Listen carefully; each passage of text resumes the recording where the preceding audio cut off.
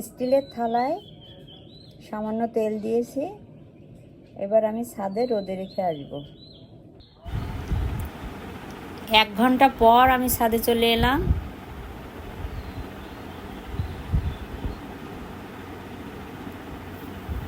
ডিমে গোলমরিচ আর লবণ ছিটিয়ে আনছি, যদি ভাজি হয় তো খাবো।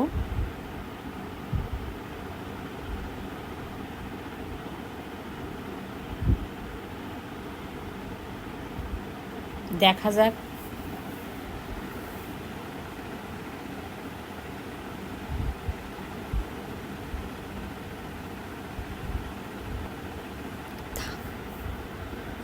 থালাটায় অবশ্য হাত দেওয়া যাচ্ছে না, অনেক গরম হয়ে গিয়েছে, কিন্তু ডিম দেওয়ার পরে দেখা যাবে আসল রহস্যটা কোথায়।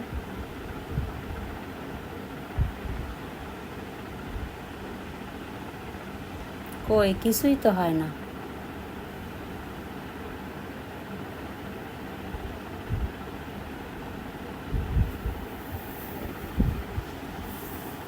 আজকে আমাদের খুলনাতে অবশ্য 42 ডিগ্রি সেলসিয়াস। এই তাপমাত্রায় ডিম ভাজা কোনো রকমে সম্ভব না। দেখলেন তো, আসলে এই তাপমাত্রায় ডিম ভাজা যাবে না। ডিমটা আমাকে চুলায় ভেজেই খেতে হবে।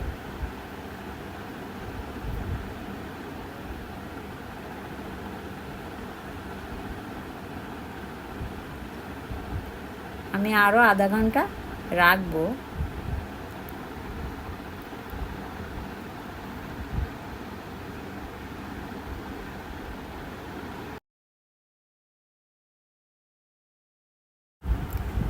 আমাদের বাংলাদেশে এই তাপমাত্রায় ডিম ভাজা সম্ভব না, তবে দুবাই বা সৌদি আরবে এটা সম্ভব হতে পারে। Thank you.